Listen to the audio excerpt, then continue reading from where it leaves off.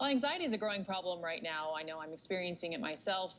Teens are especially vulnerable to it. So we are joined now by psychotherapist Jodi 𝐘𝐨𝒻𝒔 to talk about how to address anxiety. And Jodi, really just to, I think, identify what anxiety is before we can even figure out how to work on it. So what are some symptoms of anxiety that maybe you can look for in your teenager right now? Well, a sense of feeling that they're out of control, upsetness, not really knowing why, irritability, fighting with you. Those are all things that might tell you that something's going on with them. Are you, when you talk to some of your patients, are you sensing an increase in anxiety across the board? And what is it about teenagers you think that may make them particularly susceptible right now to experiencing that? Yeah, in the last 20 years, it's been increasing, especially among young people. And I think that's because we get messages constantly that make us feel powerless and worthless and out of control. There's a huge comparison culture. We know that that is really a big factor here in making us not feel good about ourselves. And when you don't feel good about yourself and you don't have that confidence and that self-worth, then you don't trust yourself, and then you don't think you could handle anything. And that's where really anxiety is coming from.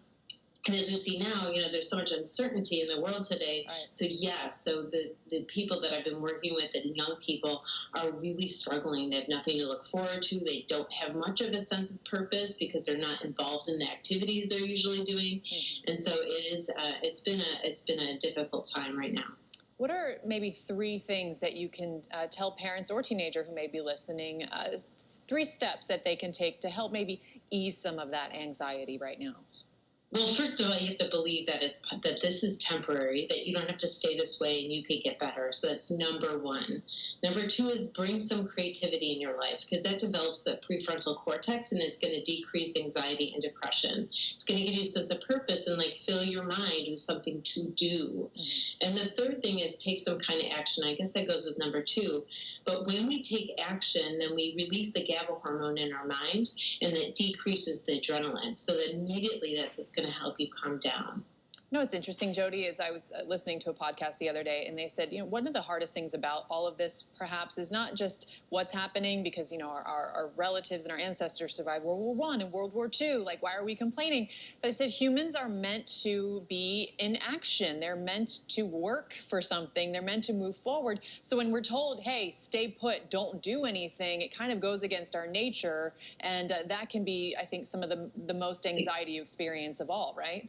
Exactly. Our brain has evolved for 2 million years to problem solve, to solve problems all day. And when we don't have problems to solve, we create those problems. So there's a bit of the luxury of our culture right now that is contributing to our anxiety and our depression increasing, because we don't connect with our skills and abilities, and then we think we don't have them.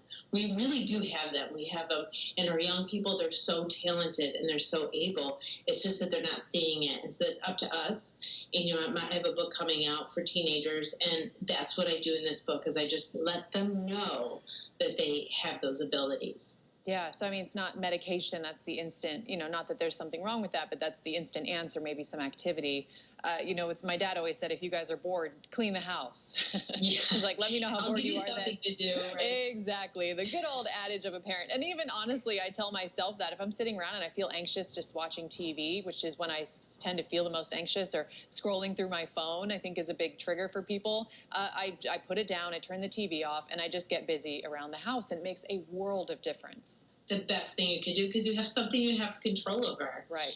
When you're a passive recipient of life, it feels out of control, you feel helpless. And when you do something, anything, you feel helpful and in control, and you remember the power and the skills that you have. And that is the message that I'm going to get out there. Yes. Jodi, thank you so much for joining us. It's a super important topic, especially right now, so we appreciate it. Thank you.